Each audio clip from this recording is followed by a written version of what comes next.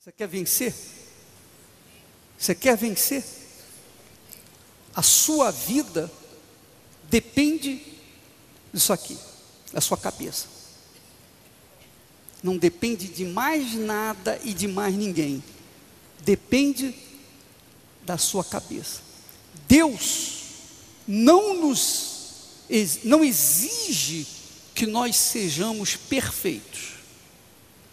Deus não exige que nós tenhamos diplomas.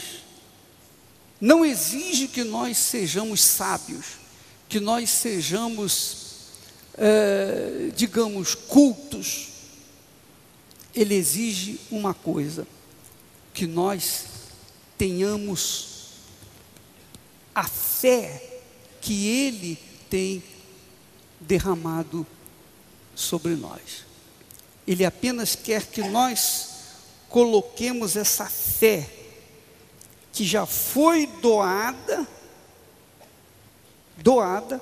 para que nós possamos tomar posse daquilo que Ele tem prometido. É como Ele disse para Josué: Josué, ser forte e corajoso, ser forte e muito corajoso, para teres o cuidado de guardar todas as palavras. Veja só o que ele fala. Diz o seguinte: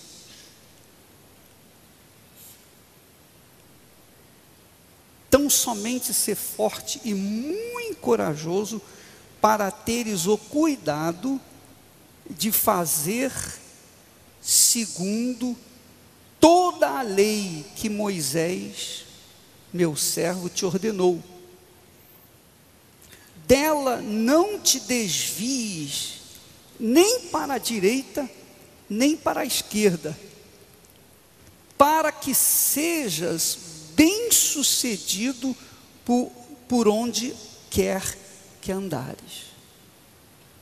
Quer dizer, o sucesso seu, o sucesso meu, não depende de sorte, não depende de herança dos pais, não depende de ninguém.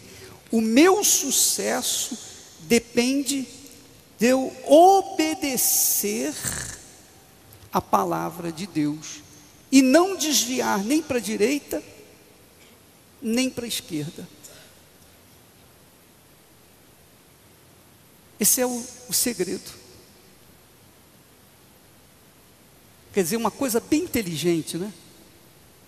Que é o que você fala para os seus filhos: olha, meu filho, minha filha, não vai por esse caminho nem por esse, vai por esse caminho aqui, porque eu tenho experiência e eu sei o que é bom para você, eu quero o melhor para você, mas eu não posso escolher para você, eu só posso te orientar. Está aqui, vai nesse caminho. Não é assim? Quem é pai, é mãe, sabe disso. A mesma coisa é Deus. Essa é a fé inteligente. É isso que você tem que observar. A fé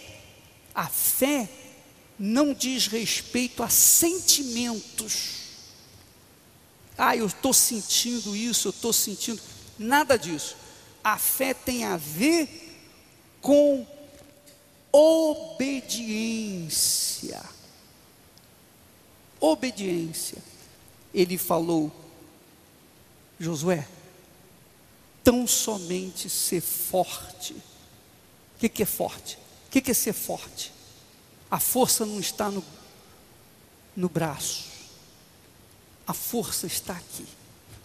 É você manter aquilo que crê dentro de si, assumir essa fé, manter a sua determinação, a sua posição. Pode o mundo inteiro desabar sobre você, vir contra as suas ideias, pode o mundo inteiro tentar remover as suas ideias, mas você permanece, você fica firme. você continua pensando de acordo com Deus. Não é ser teimoso, não, mas é ser de acordo com Deus. Teimoso é você seguir nos seus próprios pensamentos, mas a fé diz respeito à perseverança em andar de acordo com o que Deus determinou a sua palavra. Isso é ser forte. Quer dizer, a força é algo interior. Ser forte quer dizer, mantenha a sua cabeça no lugar para não se desviar nem para um lado nem para o outro. Agora, não só a força, mas também a coragem. Ser forte e muito corajoso. A coragem diz respeito à atitude exterior. Não, eu creio, eu tenho fé, eu acredito, eu assumo, quer dizer, você é forte, agora eu tomo uma atitude, eu vou agir. Ainda que o mundo descreia, eu vou agir, eu vou tomar atitude. Isso é ser corajoso, porque quando você começa a tomar atitude, não faltam pessoas que vêm tentar demover de si essa atitude, ou desanimar. Então a força é algo que é visto através de atitude, ou melhor, a força não, a força é interior. A coragem, então, é o exercício da força, que é a atitude. Amém? Então vamos ler agora capítulo 20 de 2 Crônicas. Vamos ver o que diz o texto sagrado. Isso é um fato, aconteceu. Vamos meditar nisso que nós vamos ler. Depois disto, os filhos de Moabe e os filhos de Amon, com alguns dos meunitas, vieram a peleja contra Josafá. Quem é Josafá? Josafá era um homem que substituiu seu pai no reinado de Judá, o reino de Judá. Josafá era um homem que fez tudo de acordo com Deus, era um homem de fé, era um homem fiel, que nós vamos ver no decurso aqui da leitura. Então vieram alguns que avisaram a Josafá dizendo: grande multidão vem contra ti da além do mar e da Síria. Você vê que a Síria já era inimiga de Israel naqueles tempos. Hoje, a Síria é inimiga, digamos, número 1 de Israel. Então, já naquele tempo já era inimiga. Grande multidão vem contra ti da além do mar e da Síria. Eis que já estão em Azazon Tamar, que é em Guede. Esquece esses nomes. Então Josafá, o quê? Teve medo. Olha só. Preste atenção. Isso aqui dá para ficar falando. Josafá teve medo. Por que ele teve medo? Por que ele teve medo? Pense. Porque ele ouviu que os inimigos ferozes, bem armados, vinham contra ele, e eram muitos. Quer dizer, ele se engravidou pelos ouvidos, e por conta dessa gravidez, gerou uma criança chamada medo, dúvida, assombro, desespero, que é justamente o que destrói o ser humano. Qualquer noticiazinha de dúvida na economia,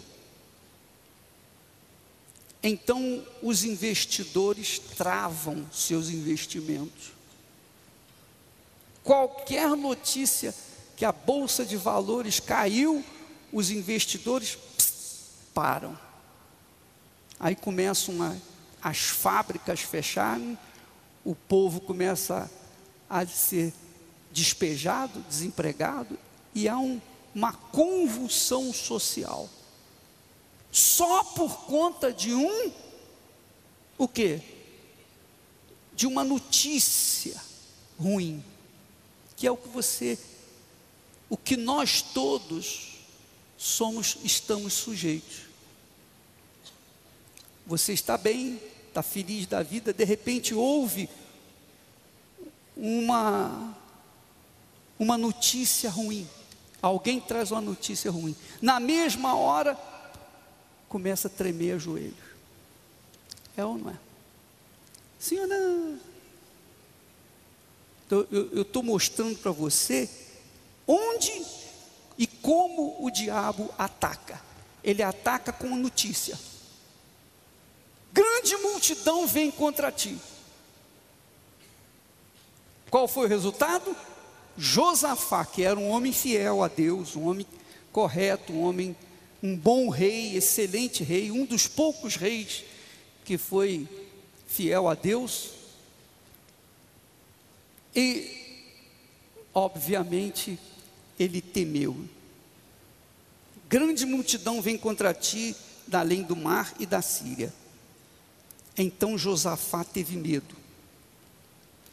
Quando ele teve medo, o que ele fez? Quando as pessoas têm medo, o que elas fazem? Aí é que está o grande quê da questão. Quando nós temos medo, que é uma coisa normal ao ser humano, é normal isso. Você dizer que eu não tenho medo? Todos temos medo.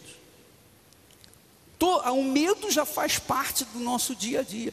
Só que há uma diferença.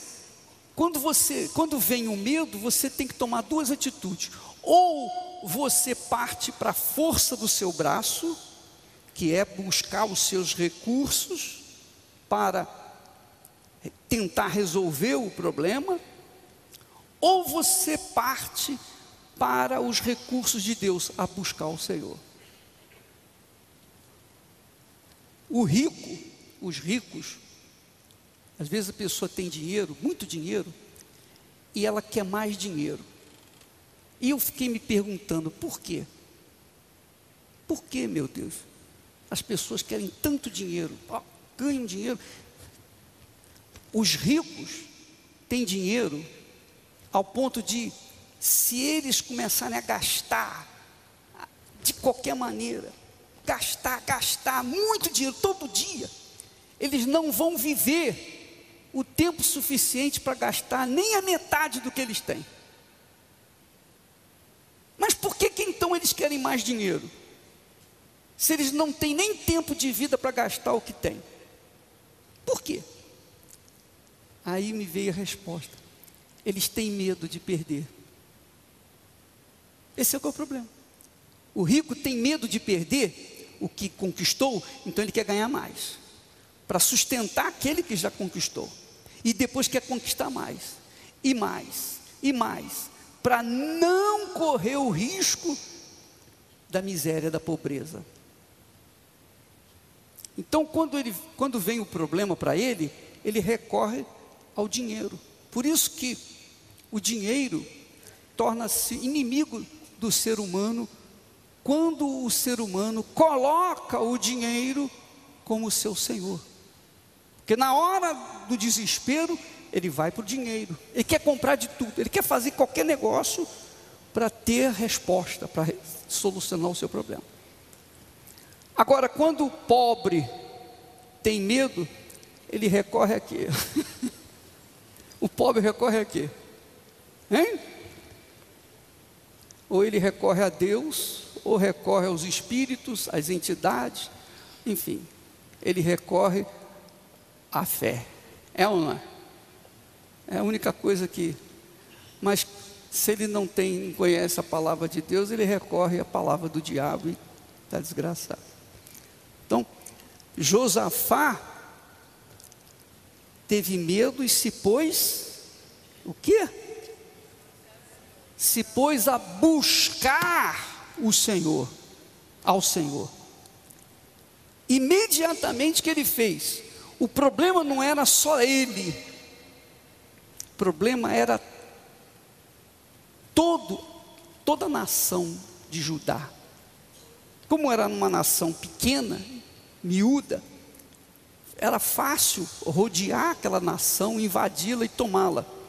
Então ele apregoou jejum em todo Judá.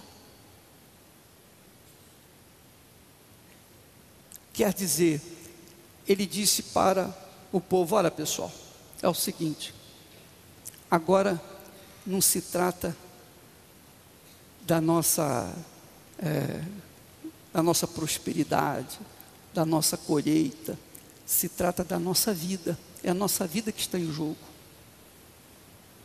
Então, vocês têm que participar comigo, vocês têm que me ajudar. Eu vou buscar o Senhor, mas vocês também vão jejuar. Vocês vão fazer a parte de vocês. Vocês vão sacrificar. Não é possível que, se nós unirmos a nossa fé e buscarmos o Deus de nossos pais, Abraão, Isaque e Israel, não é possível que este Deus feche as portas para nós ou tampe os seus ouvidos. Não é possível isso. Então, lembra que Jesus falou que se 2 ou mais pessoas concordarem na terra, será feito no céu? Lembra disso? Sim ou não? O que faz a união da fé? Faz mover a mão de Deus, porque não é uma pessoa, não são 2 pessoas, mas são dezenas, centenas, milhares e milhares de pessoas, todas invocando a Deus, todas jejuando, todas buscando o favor de Deus. Então vamos ver o resultado. Versículo 4: Judá se congregou para pedir socorro a quem? Ao Senhor. Também de todas as cidades de Judá veio gente para buscar, porque era questão de vida ou morte. E só quem está entre a vida e a morte coloca toda a sua força para a sua saúde. É ou não é? O diabo falou para Deus: carne por carne, osso por osso, mais ou menos isso. Tudo que o homem tem, dará pela sua vida. Tudo. O diabo sabe que tudo que nós temos, nós daremos em troca da nossa vida. Quer dizer, nós não queremos morrer. Às vezes a pessoa está em estado terminal, mas os médicos estão lá tentando salvá-la e os parentes estão sustentando para que ela não parta para a eternidade. Às vezes a pessoa está com 150 anos, se sair dali viva, não vai viver mais, não tem mais condição de viver, mas está ali. Por quê? Porque tem medo de enfrentar a morte, tem medo de passar para a eternidade, porque também não sabe o que vai acontecer depois que morre. Então essa gente fica com medo. Não é o caso, não é o seu caso, é? É o seu caso?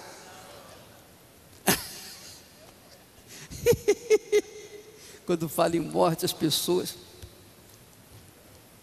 não gostam dessa palavra. Aí fora, né? Então,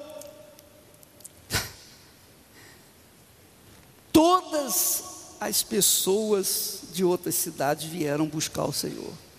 Quer dizer, a nação se uniu, se tornou uma só, um só espírito, uma só fé, um só coração.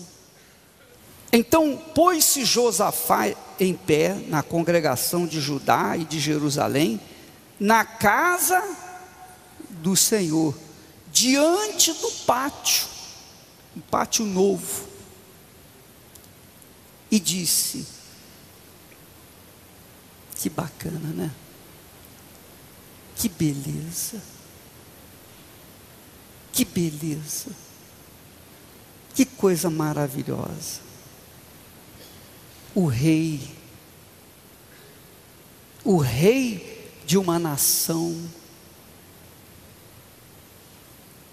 unindo todo o seu povo, toda a nação, e ele, diante do templo que representava e representa Deus, ele se humilhou e disse: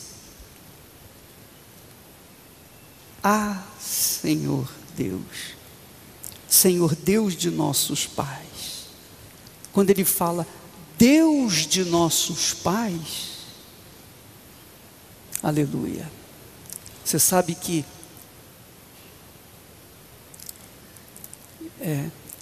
eu fico arrepiado quando eu falo: ó meu Deus, Deus de Abraão, Deus de Isaac, Deus de Israel. Quando eu falo assim, no meu espírito há gozo,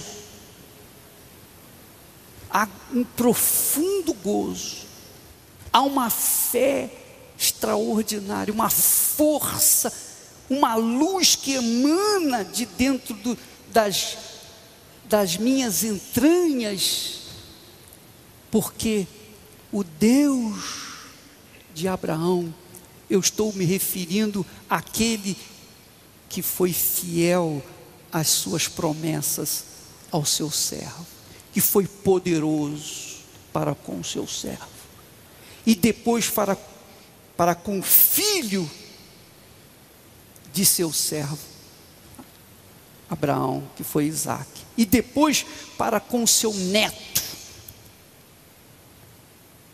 Ele foi fiel. Depois veio para com Moisés e Josué.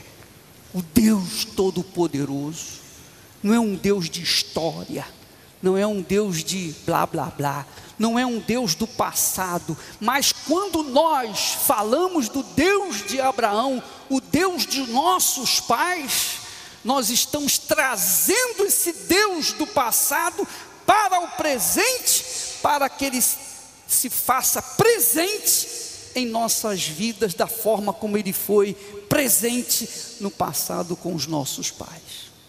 Essa é a fé inteligente.